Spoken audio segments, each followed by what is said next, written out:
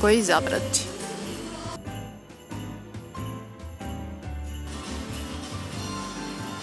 Na polju je ledeno.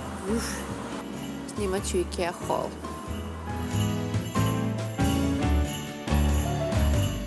Zdravo svima i dobrodošli na moj kanal i hvala što gledate ovaj video. Za danas IKEA haul, to jest kupovina u IKEA i druga po redu.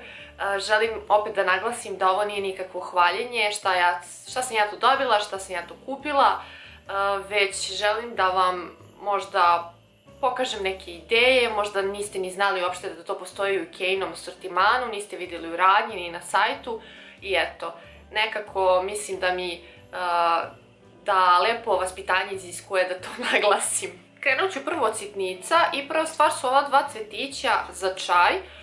Dvomila sam se da li da uzmem, pošto je ovo gore plastično i ta plastika delimično ulazi u toplu vodu u kojoj pravite čaj, ali praktično je jako, dopada mi se ovaj mali kanisterčić u koji stavljate čaj, tačno je jedna veća puna kašika tu staje, to je ta mera i to mi se dopada, tako da čaj samo s ovim kanisterom direktno iz kesice pokupim, nakačim ovo i ubacim u vodu i praktično je jako.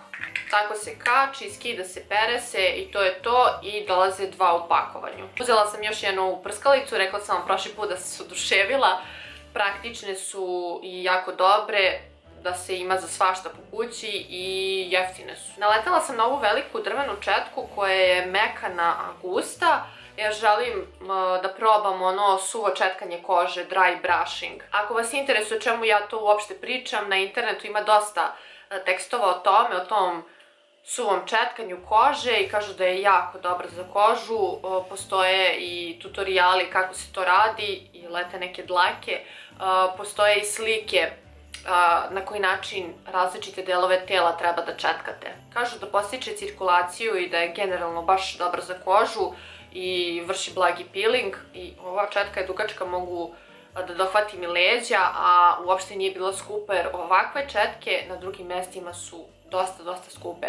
I kad smo kod cena, sugerisali ste mi da ostavljam i cene pored dole linkova, tako da u infoboxu će sve pisati. Sljedeća stvar koja uopšte nije karakteristična za ovo doba godine, već za leto, to su ove modle za pravljenje sladoleda. Ja sam uzela da bih se osigurala, otkud znam da mi se ne proda, posle možda neću naći. Dolaze 4 komada u pakovanju i to su one modle za pravljenje, ja to zovem kalipso sladoleda. Ne znam da li znate onaj Frikomov kalipso sladoled, dolazi u bukvalno identičnom pakovanju. Mnogo dobro drži čep, veliki je. 4 komada dolaze u pakovanju. I vi pravite tako što ovde sipate, to moraju da budu neki malo tečniji sladoledi, možda mogu i kremasti, ja lupam, ali ono, ja sam navikla na kalipso. Dakle, sipate tu tečnost, poklopite, stavite u zamrzivač, baš dobro drži, ja stiskam i sladoled se jede tako što se polako istiska i on izlazi gore i onda vi to tako jedete i uživate i mislim da je sjajna stvar, mogu da se prave i zdravi sladoled i može svašta da se pravi. Sam još dva ova podmetača, prošli put sam uzela svetlo roze, prljavo roze i mislim da će ovo biti sjajna kombinacija, dva ta roza i dva ova ljubičasta, nisam ih oprala. I to sam uparila sa ova dva tanjira, videla sam da imaju i rozi tanjiri, to ću sljedeći put uzeti. Jako su teški, mnogo mi se svidjela ova boja i znate kako ja to zamišljam.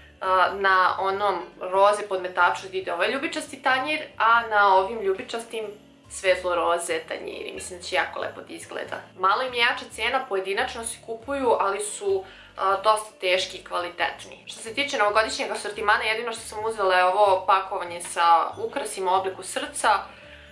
Slatko skroz, nije mnogo koštalo, ništa ostalo nisam uzela zato što smo mi došli pred samo zatvaranje i na delu sa ukrasima, sa lampicama je bila tolika gužva, nisam mogla da priđem uopšte da pogledam.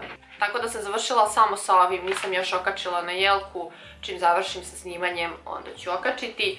I uzeli smo bili policu koja se karakteriše kao polica za knjige, čini mi se.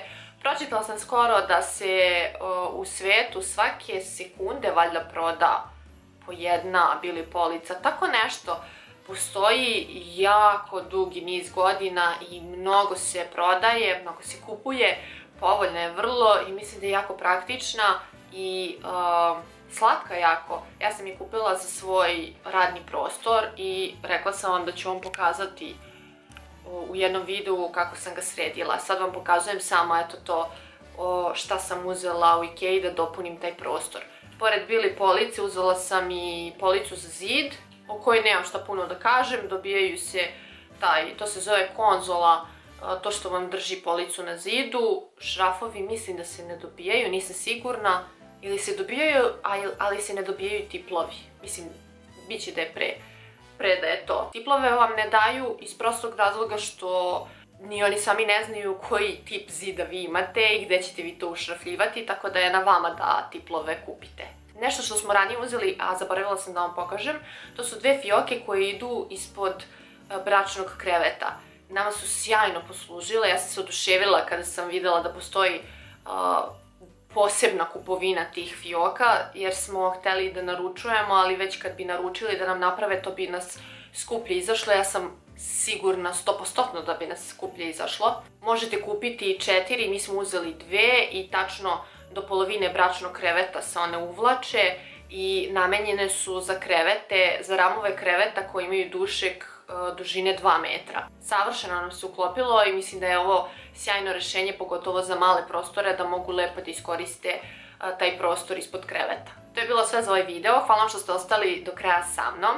Nadam se da vas se dopalo, ukoliko jeste, proširite ljubav, lajkujte, šerujte, prijavite se na moj kanal, a mi se vidimo u narednom videu.